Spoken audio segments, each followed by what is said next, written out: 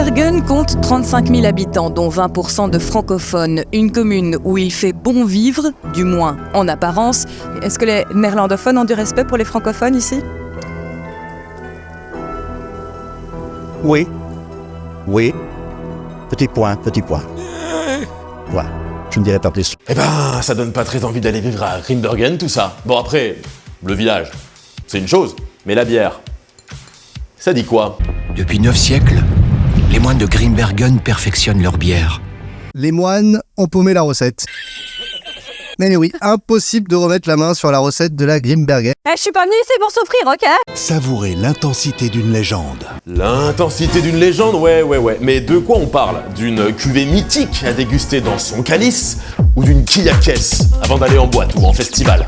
En fait, la Grim, c'est ce qu'on appelle une bière d'abbaye belge reconnue. C'est-à-dire qu'elle est liée commercialement à une abbaye qui existe ou qui a existé, la petite subtilité est là, et que la société qui l'exploite, en l'occurrence Kronenbourg, donc Carlsberg, lui reverse des royalties en échange de l'utilisation de son nom et de son image. Ok, maintenant je vais vous poser une petite question. Est-ce que la Grimbergen est brassée à l'abbaye de Grimbergen, ou allez, même pas à l'abbaye, allez, en étant un peu au village de Grimbergen Eh bien non, plus depuis 1796, ce qui fait à peu près 230 ans. Pourtant, si on en trouve partout aujourd'hui, c'est qu'elle vient bien de quelque part. Bah oui, et de 3 endroits, très exactement. Alors, d'où est-ce qu'elle sort ? Et qu'est-ce qui s'est passé ? Si je vous disais que si Grimbergen existe aujourd'hui, c'est grâce à un putain d'éclair. Mais avant d'aller plus loin, cette vidéo est sponsorisée par Cyberghost VPN. Vous savez, moi la bière, c'est ma religion. Et bah figurez-vous que Cyberghost VPN protège la connexion que j'ai avec cette boisson divine lors de mes nombreuses dégustations.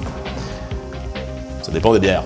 Enfin ça c'est une option qui n'est pas encore sur le marché. À la base, Cyberghost VPN, c'est un VPN, donc un outil qui sert à protéger votre connexion avec Internet. Ça va créer un tunnel qui rendra votre activité sur le net invisible aux yeux des cybercriminels ou des sites qui veulent récupérer les petits bouts de données que vous laissez traîner comme ça en passant sans le savoir. En fait, vous voyez ce petit trou de cul à l'école là qui protégeait sa feuille pour que personne puisse le copier Bah sa main, c'était Cyberghost VPN. Ça permet d'avoir l'esprit tranquille chez soi, mais alors imaginez quand vous vous connectez ailleurs, sur un wifi public, dans une gare, un aéroport ou un bar.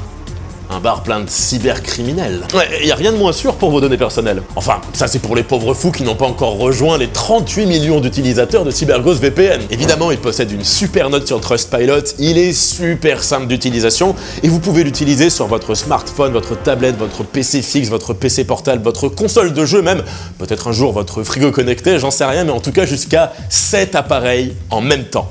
Avec un seul compte. Et puis franchement, pour celles et ceux qui ont peur de pas comprendre ou de pas réussir à s'en servir, c'est hyper simple. En un seul clic, toute votre connexion est sécurisée. Ce qui est fort aussi avec Cyberghost VPN, c'est qu'ils ont plus de 9000 serveurs, j'aurais pas assez de doigts, répartis dans plus de 91 pays depuis lesquels vous pouvez vous connecter. Automatiquement, en fait, vous aurez une IP étrangère qui correspondra à l'endroit d'où vous voulez vous connecter, et en fait, c'est comme si vous étiez physiquement ailleurs. Et ça débloque plein de possibilités. Par exemple, réserver des vols ou des hôtels moins chers en vous connectant depuis un autre pays. Ou accéder à des séries et des films pas encore accessibles en France depuis une 40aine de plateformes de streaming. Et tout ça pour à peine plus de 2 petits euros par mois grâce au lien qui est en description qui vous fait en plus bénéficier de 4 mois offerts. Et si jamais ça vous correspond pas, que vous n'êtes pas satisfait, vous aurez toujours 45 jours satisfait ou remboursé. Et sur ce, je disais que si la Grim était encore là aujourd'hui, c'était en partie grâce à un putain d'éclair. Si je devais choisir un film qui matche bien avec l'histoire de la Grim, ce serait... Problemos. Ceux qui savent pourquoi l'emblème de Grimbergen est un phénix voient de quoi je parle. On va y revenir. Comme je vous le disais au début, si aujourd'hui on peut encore boire de la Grim, c'est grâce, ou à cause, C'est vous qui voyez. d'un coup de foudre. Imaginez, vous avez un certain Norbert de Xanten qui est né dans une riche famille de la noble noblesse et plutôt destiné à une vie de prière à laquelle il sera préparé. Sauf que son cousin au bonhomme, c'est Henri V. Du coup, Joker, il se retrouve pépère dans une petite chapelle. La planque. Il vit sa meilleure vie à gérer des dossiers et des relations diplomatiques religieuses, donc son quotidien, c'est plutôt des banquets et de la gueuse à courir, jusqu'à ses 30 ans. Puis attention, ça va aller très très vite, le bonhomme il commence un peu à avoir envie de se ranger, du coup il va se trouver une petite femme, qui va mourir avec son enfant en accouchant. Le Norbert, il est plutôt dans la tristesse, et pendant un trajet à cheval vers la Westphalie, sous une pluie battante, bam! Il se fait frapper par la foudre. C'est pas sa meilleure période. Le choc l'a laissé inconscient suffisamment longtemps pour qu'il ait le temps d'être tout mouillé, parce que l'eau ça mouille, mais surtout d'avoir des visions. Et ces visions, elles vont tellement lui essorer le cerveau comme un vieux torchon qu'en se réveillant, en revenant à ses esprits, il prend une décision. Il va changer de vie. Il quitte sa chapelle, retourne voir les chanoines qui l'ont formé quand il était gosse et finit par devenir un prêtre. Alors ouais, pas tout de suite comme ça. Ouais non, là au début on est plus sur du multiclassé prêtre SDF, hein, avec un âne quand même qui porte une petite chapelle portable pour qu'il puisse dire la messe un peu partout où il va. Mais ça va pas péter plus haut. Par contre, le Norbert, il est déter, et quelques années plus tard, il va fonder carrément un nouvel ordre monastique, l'ordre des Prémontrés, qu'on peut aussi appeler les Norbertins. Ça me rappelle un peu l'histoire de Paul Hanner, où le mec, à l'origine, a juste fondé un culte et réussi à convaincre des gens d'être pauvres avec lui dans une grotte. Mais alors, en tout cas, son truc à Norbert, là, c'est l'autoroute, hein, ça marche du tonnerre. C'était pas le meilleur mot à choisir pour Norbert, mais ça marche très très bien, même au point qu'on appelle son ordre les moines blancs, parce qu'ils ont leurs toches qui finissent par blanchir. Un peu plus tard, au même moment... Pendant ce temps-là, Gauthier Ier Berthoud est le seigneur de Grimbergen. C'est cool, mais il a pas d'abbaye sur ses terres. Oh, le gros nul! Non, ça la fout mal, c'est un peu la honte, je veux dire, t'es un seigneur, t'as pas d'abbaye. Alors il cherche quelqu'un pour en fonder une, il se prend pas mal de refus, mais le premier qui va accepter, devinez qui c'est?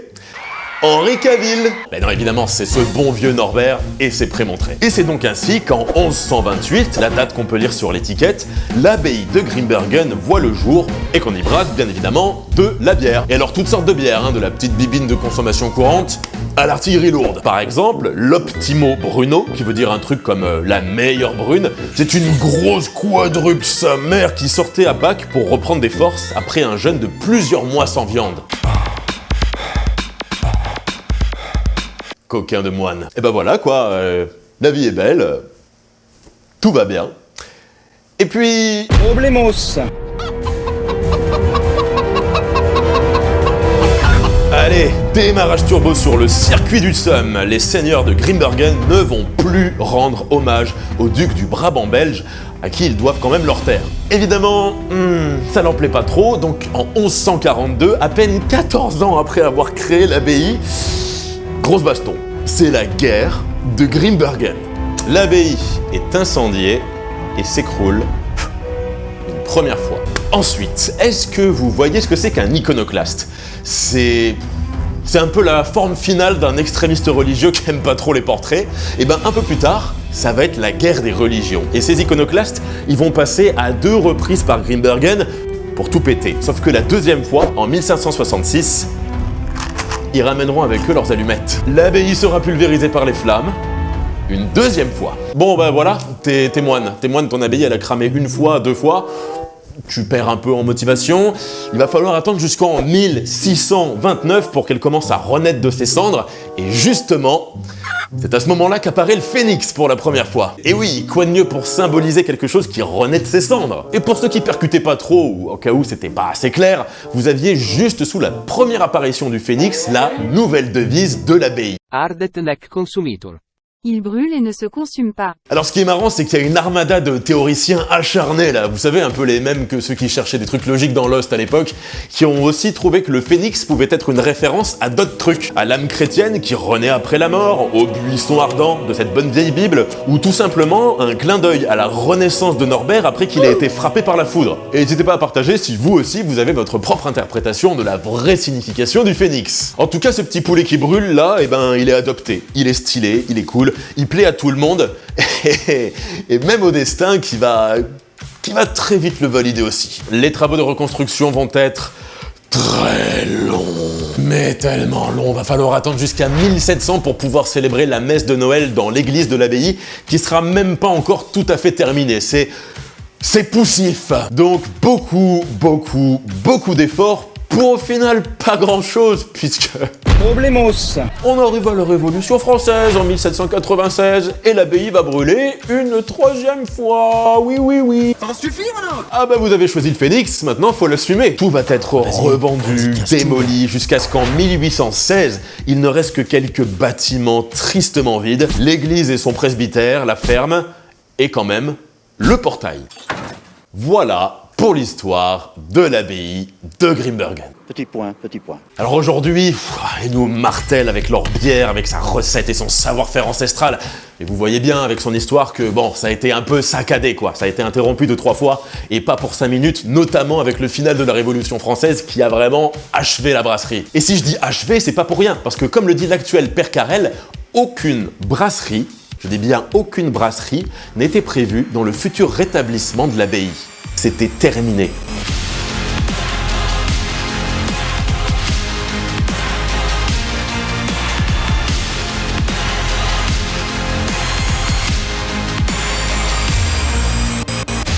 Vous m'expliquez d'où ça sort tout ça alors ?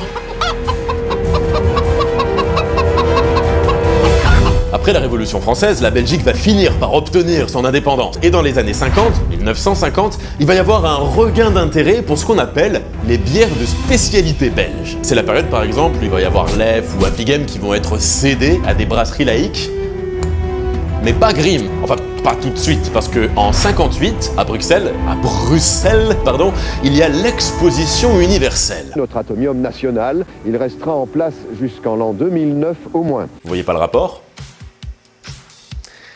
C'est normal. En fait, à ce moment-là, Michel et Édouard Maes, les petits-fils d'Égide Maes, sa grosse brasserie, ils se disent « Hey, ce serait pas mal d'avoir une petite bière de spécialité dans notre gamme pour pouvoir se la péter lors de l'expo universelle. Genre une bière d'abbaye. Comment elle s'appelle déjà cette vieille abbaye là? Toute pourrie là, avec le poulet qui brûle là. Oh bah tiens donc, on leur donnerait pas des sous à eux là, et puis en échange on fait la bière, hein. Ça s'est passé à peu près comme ça. Alors ils envoient une lettre en proposant de ressusciter Grimbergen dans leur brasserie située à, désolé pour la prononciation, à Warloos. Les chanoines vont accepter et en échange d'une redevance, ils cèdent leur nom et leur image à Maes. Notamment la date ancestrale qui est bien mise en avant, le phénix et toute sa magie, et tout ça, ça va être utilisé, pompé, drainé jusqu'à la moelle par le service marketing. Les chanoines ont quand même un droit de regard sur ce que Maes en faisait, un regard qui louchait un peu vers les liasses de billets, mais un droit de regard quand même. Il y avait juste un tout petit problème. L'abbaye a brûlé 3 fois, ça fait 150 ans qu'il se passe rien et qu'elle n'existe plus. Elle est où la recette? Ils ont fouillé les archives et se sont basés sur d'anciennes listes d'achats de matières premières pour d'abord brasser la double. Oh, je savais pas que Jeffrey Jones était chez Grimm maintenant, donc brasser la double, puis tout un tas d'autres dont la blonde qui est la plus consommée aujourd'hui.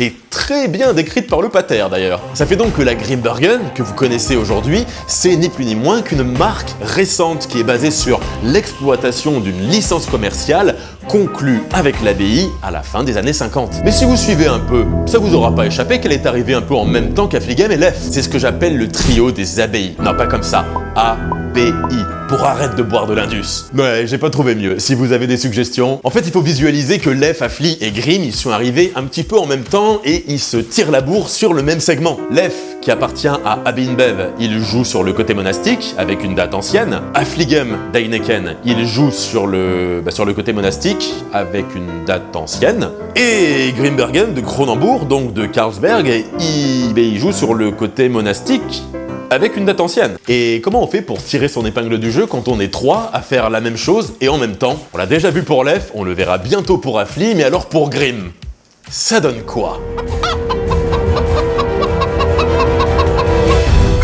Il faudra attendre 1989, donc une petite trentaine d'années, pour que la Grimm arrive en France. Au début, c'est Canterbro qui s'occupe de son importation. Canterbro, la toute première expérience publicitaire de Renault. Allez, je vous laisse 10 secondes, c'est incroyable.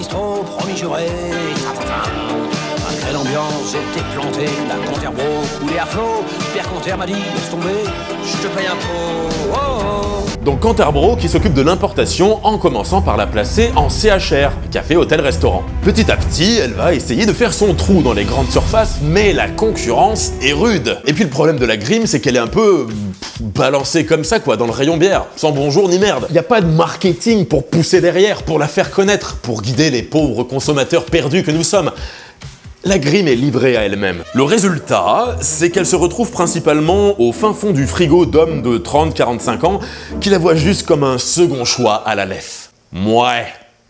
C'est pas exactement ce qu'ils espéraient chez Crow. Donc ils font des réunions avec plein de tableaux, des courbes, des chiffres pour arriver à la conclusion que la Grimm c'est sympa, il y a du potentiel, mais ça manque de stonks. C'est le moment de décrocher le téléphone rouge et d'appeler la team marketing qui se verra donc attribuer 2 quêtes, vendre plus et à des gens plus jeunes. Quelle indignité. Tout d'abord en 2006, ils partent à la conquête du consommateur avec leur slogan « Et le silence se fait », avec des affiches et des spots radio.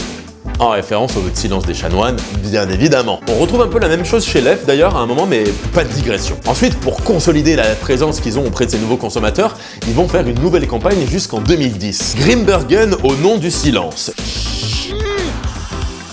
Nouveau slogan, nouveau visuel. Là, ils mettent l'accent sur les moines, qui, je le rappelle, n'ont pourtant plus grand chose à voir avec la bière, qui est brassée dans une usine. Et cette campagne, elle marchera pas du tout. Du coup, ils vont même essayer en cours de route de rattraper un peu le coup en modifiant le slogan, mais le flop. La team marketing en sueur. Après, de vous à moi, j'ai ma petite opinion perso. Je pense qu'entre Au nom du silence, le silence se fait, elle impose le silence, les gens ont commencé à en avoir marre qu'on leur dise de fermer la gueule ou de faire moins de bruit. Il n'y a pas de secret, sur le segment des bières de spécialité, il faut des images fortes.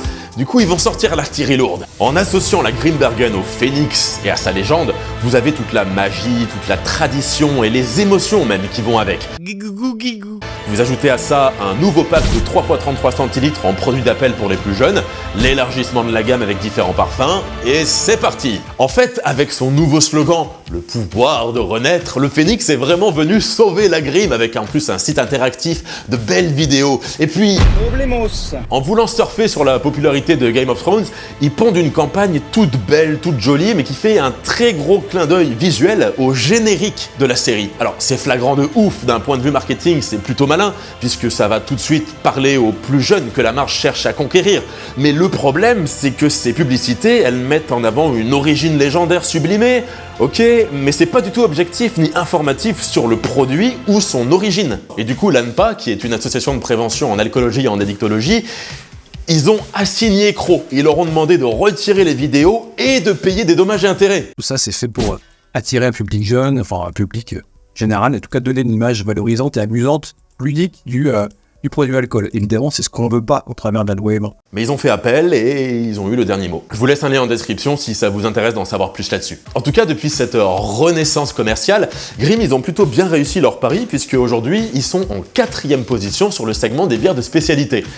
En France, en tout cas. Ils ont une belle gamme et des campagnes qui tournent toujours autour du phénix et du savoir-faire ancestral. Vous la retrouverez du bar jusqu'à la grande surface, en passant par des épiceries de nuit ou même au Hellfest. Qu'est-ce que penserait Norbert de tout ça? Et pour répondre à la question du début, la Grimm est donc brassée à 3 endroits. Je vais vous passer toutes les histoires de fusion, de rachat, d'absorption, mais en gros, pour la Belgique, elle sort des usines d'Alken-Maes et petite subtilité, elle appartient à Heineken là-bas. Pour la France, elle sort des usines d'Obernai, donc de Kronenbourg. Kronenbourg qui appartient à Carlsberg. C'est par exemple pour ça qu'au Hellfest, vous aviez le choix entre Grimm et Crow les années précédentes, et Grimm et Carlsberg depuis cette année. Mais pas de digression. Et le 3e endroit alors, à votre avis? Eh bien depuis 2020, figurez-vous que la Grimbergen est également brassée dans l'enceinte de l'abbaye de Grimbergen. Ouais, ils l'ont fait. Ils l'ont vraiment fait, mais par contre, c'est pas tout à fait la même Grimm.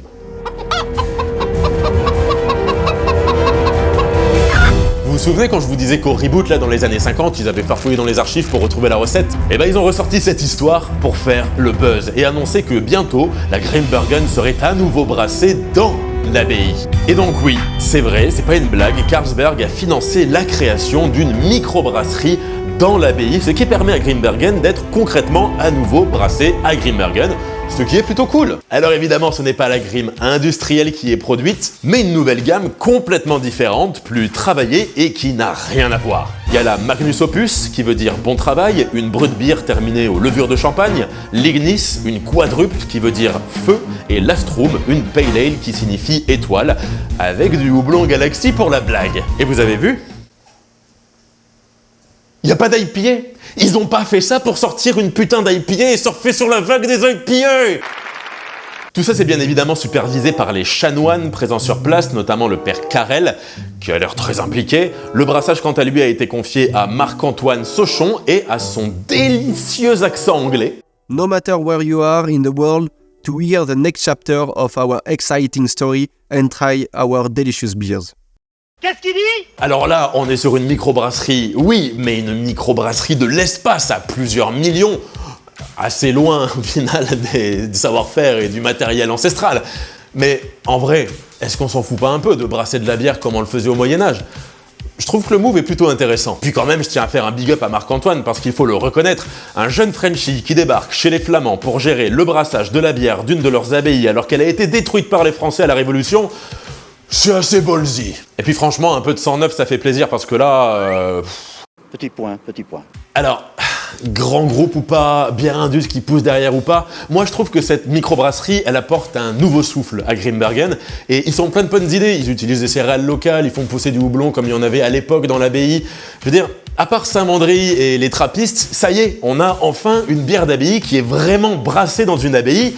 Et moi je trouve ça très cool. Après, là où le move est audacieux pour eux, c'est aussi par rapport à leur image. Parce que je sais pas si vous vous rendez compte, mais en créant des bières de micro plus quali, ça va automatiquement dévaluer leur gamme indus. À moins qu'ils comptent justement sur cette gamme micro pour que leur gamme indus fasse l'aspi et bénéficie d'une sorte d'image craft un peu globale. Je sais pas ce que vous en pensez. En tout cas, je suis super curieux d'aller voir comment ça se passe sur place. Donc si chez Grimbergen, il y a des gens qui voient cette vidéo, juste en dessous, vous avez mon mail en description, hein.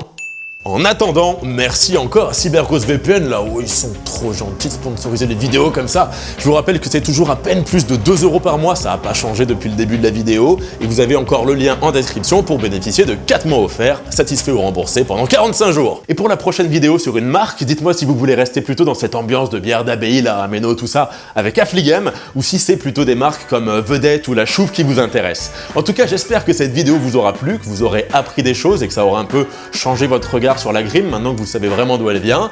Et puis, ben, à la prochaine, portez-vous bien, force et houblon. Abonne-toi.